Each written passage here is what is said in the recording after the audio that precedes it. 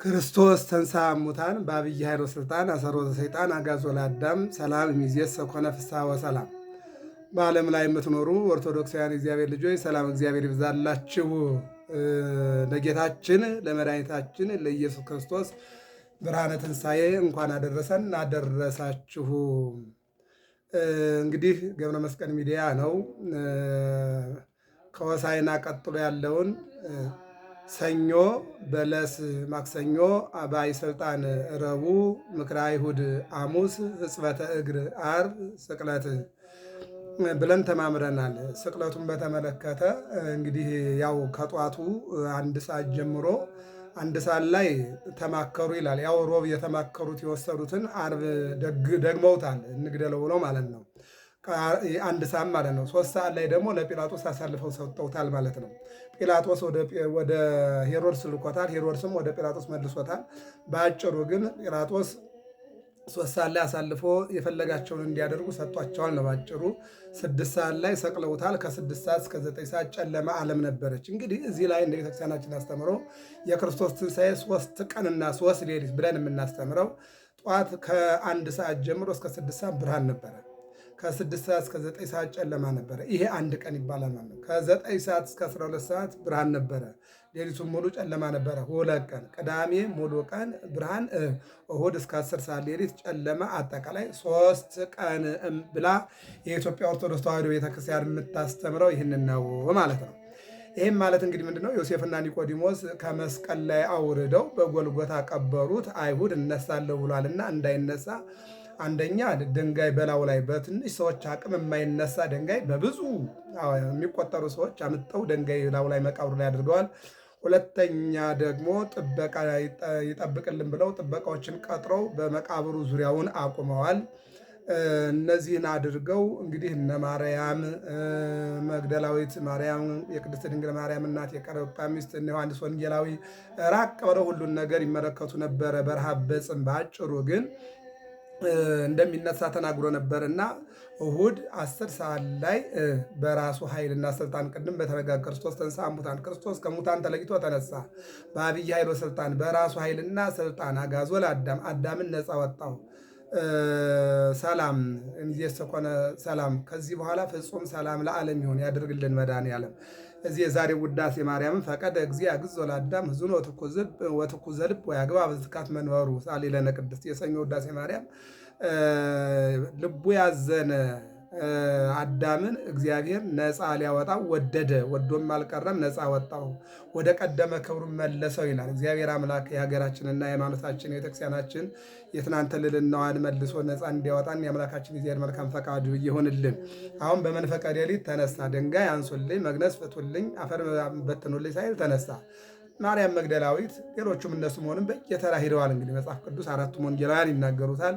የማቴዎስ ወንጌል ምዕራፍ 28 እነ ማርያም መግደላዊት ሄዱ። ቅዱሳን መላእክት ድንጋዩን ገልብጠው እንደተነሳ አሳይተዋቸዋል ባጭሩ።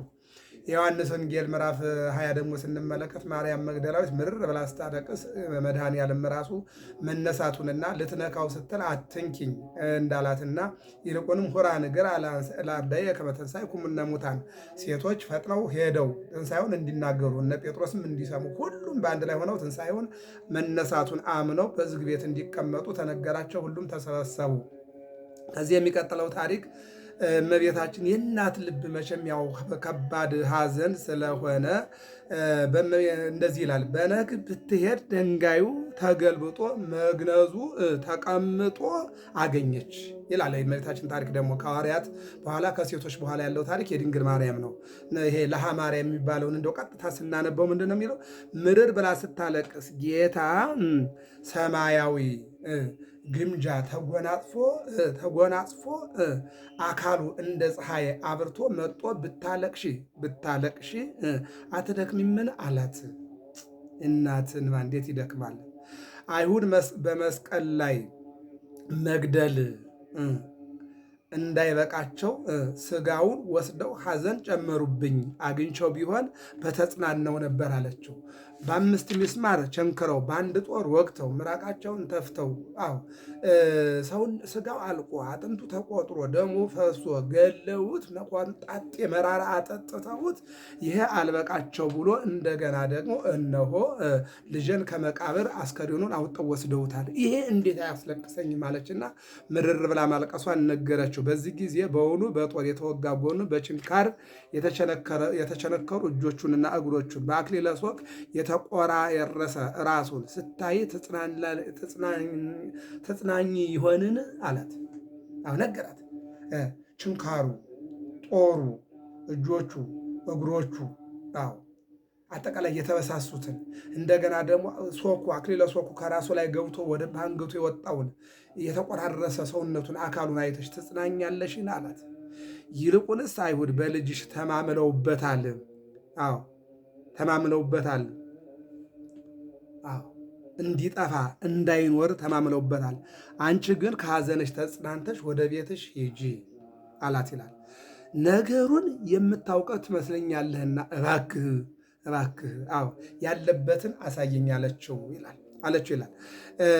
ፍጹም ሐዘንና ፍጹም ሐዘኗን አይቶ አይሁድ የሰቀሉት አንቺም የምታለቅሽለት አንድ ልጅሽ እኔ ነኝ አላት። መድኃኔዓለም ራሱን ይግለጥልን። በእውነት ማለት ደስ አላት። እናቴ ሆይ አይሁድ መነሳቴን ሊያስተባብሉ ከዚህ ይመጣሉና ምክንያት አገኘን እንዳይሉ ወደ ደቀ መዛሙርቴ ሂጂ።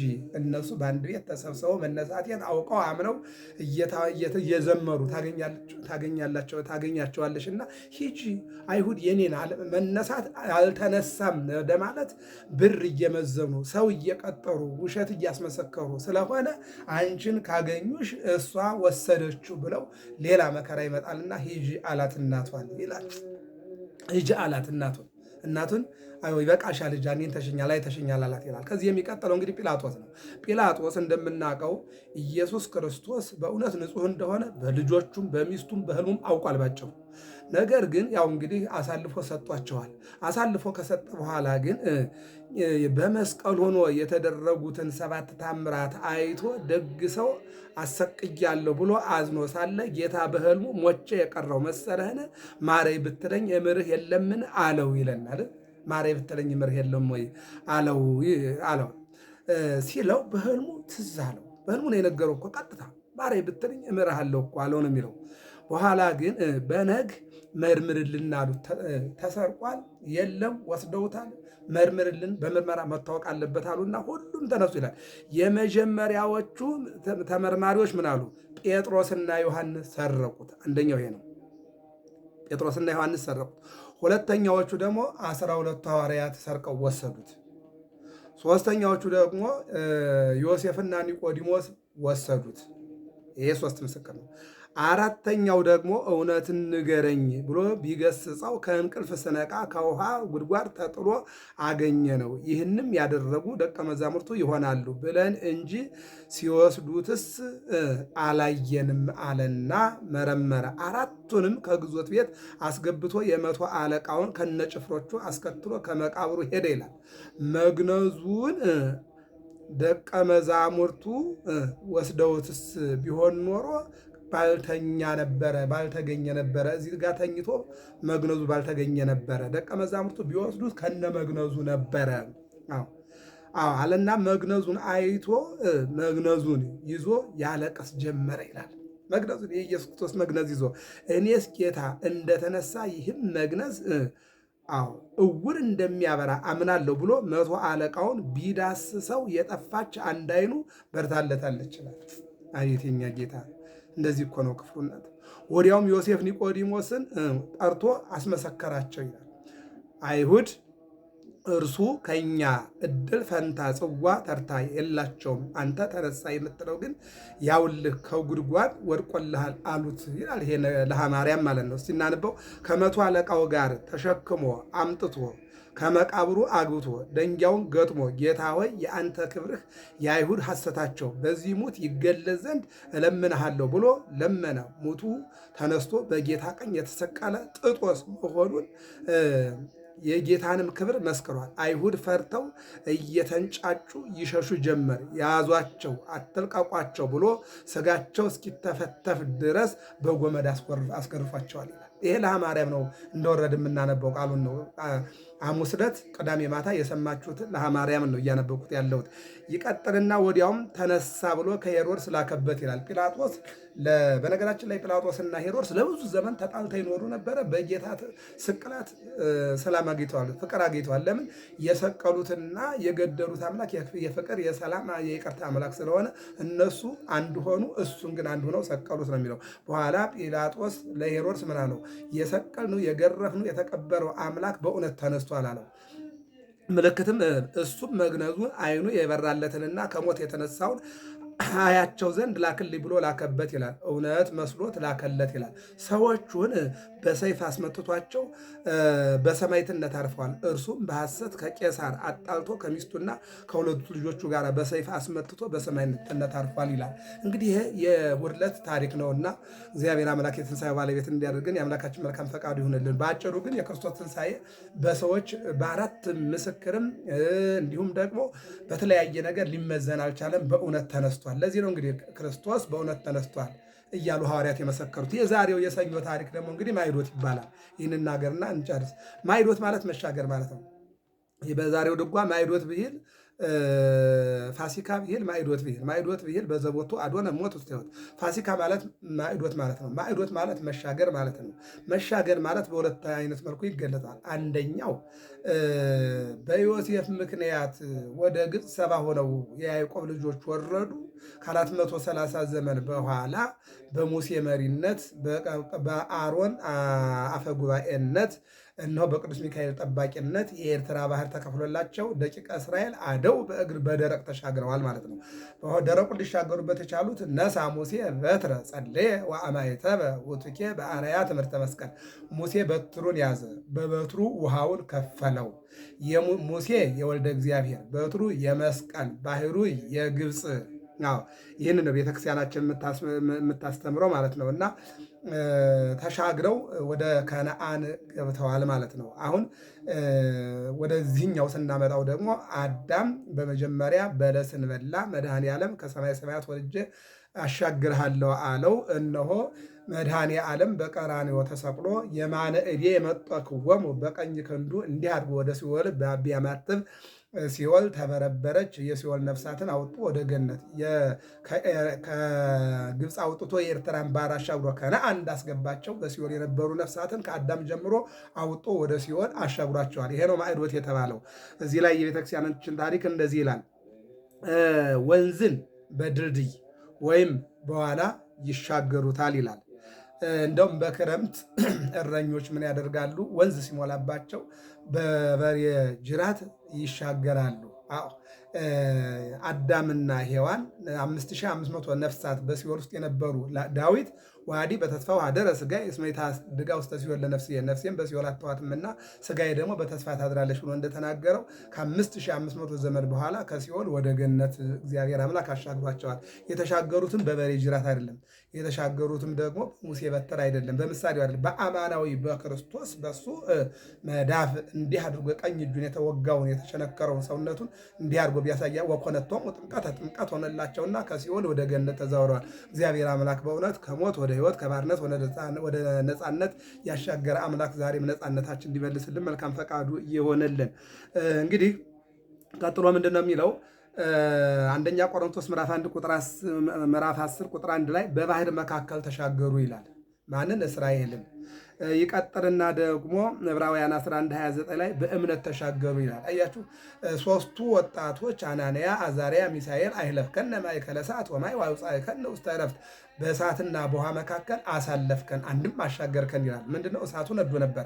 እሳቱን ምን አደረገው? ሁለት ነገር አደረገው። ውሃም አደረገው፣ እሳትም አደረገው። እሳት ነው፣ ይነዳል፣ አያቃጥልም። ውሃ ነው። በዚህ አሻገር። በምን? በእምነታቸው ተሻገሩ ማለት ነው። ሌላው ኤልያስ በካባው ዮርዳኖስን ተሻግሯል። ሌላው እንደገና ኢያሱም ኢያሪኮን ተሻግሯል። ሌላው ደግሞ ኤልሳ የኢያሪኮን በኤልያስ ዳባ ተሻግሯል። የሁሉ እምነት ነው ማለት በእምነት የማንሻገረው ነገር የለምና ማይዶት ማለት መሻገር ነውና የትናንት አባቶቻችንን በኤርትራን ባህር ከፍሎ ያሻገረ አምላክ ጥላቻን ከፍሎ በፍቅር እንዲያሻግረን መልካም ፈቃድ ይሆንልን። አዳምና ሔዋንን ከሲኦል ወደ ገነት በመስቀሉ ያሻገረ በትንሣኤው ያሻገረ አምላክ እኛንም ከመከራ ወደ ሰላምና ከባርነት ወደ ነፃነት ከስደት ወደ ሀገራችን ወደ ሃይማኖታችን ከጥርጥር ወደ እምነት እንዲያሻገረን የአምላካችን የእግዚአብሔር መልካም ፈቃዱ ይሆንልን። ሰይጣንም በእባብ ተሰውሮ አዳምና ሔዋንን አስቶ 5500 ዘመን እንዲቀጡ አድርጓቸዋል። ይሄ አምላክ ዲያብሎስን 33 ዓመት ከ4 ወር ከ10 ቀን በስጋ ብእሲ ተሰውሮ ማለት የድንግል ማርያምን ስጋ ለብሶ አልታወቀው ብሎ ስጋ ለብሶ በእባብ ተሰውሮ አዳምና ሔዋንን ያሳተውን ሰይጣንን እሱ ደግሞ በስጋ ተሰወረና በስጋ ማርያም አላውቀው ብሎ መጨረሻ ላይ ግን መስቀል ላይ ሲሰቅለው መኑ ውእቱ ዝንቱ ስጋ ለብሶ ዘሞአኒ ስጋ ለብሶ አለና መሰከረ። ስጋ ለብሶ እንደ ሕፃናት እንደ ወጣቶች እየሆነ ያው ስጋ ለብሶ ያሸነፈ ማን ነው ብሎ ተናገረ። የሚመልስለት ቢያጣ ውቱኬ ሰማያዊ ውቱ ይህማ ሰማያዊ አምላክ ነው ከድንግል ማርያም የተወለደው ብሎ ሲናገር እንመለከተዋለን። መጨረሻው መኑ ውእቱ ዝንቱ ስጋ ለብሶ ዘሞአኒ ዛቲ ፋሲካ ቀዳሚት ሕግ በከመ ይቤ ያዕቆብ ዘስሩግ ዛቲ ፋሲካ ቀዳሚት ሕግ። ይቺ ፋሲካ አባቶቻችን እስራኤላውያን ህዳር ከግብፅ ወጥተዋል። ሚያዝያ ላይ ወደ ከነዓን ገብተዋል። ዛቲ ፋሲካ ይቺ ፋሲካ መሻገር ናት። መሻገር ማለት ደግሞ እነዚያኞቹ የኤርትራን ባህር ተሻግረዋል። አዳምና ሔዋን ደግሞ ከሲኦል ወደ ገነት ተሻግረዋል። ስለዚህ የመጀመሪያዋ ሰኞ ማይዶት ትባላለች። ማይዶት ማለት መሻገር ነውና ሁላችንም እግዚአብሔር ከጥላቻ ወደ ሰላም ያሻግረን። እግዚአብሔር አምላክ ከሞት ወደ ህይወት እንዲያሻግረን የእግዚአብሔር አምላካችን መልካም ፈቃድ ይሁንልን። ገብረ መስቀል ሚዲያ ነው። ሰብስክራይብ፣ ላይክና ሼር አድርጉ። ሰላም እግዚአብሔር ከሁላችን ጋር ይሁን።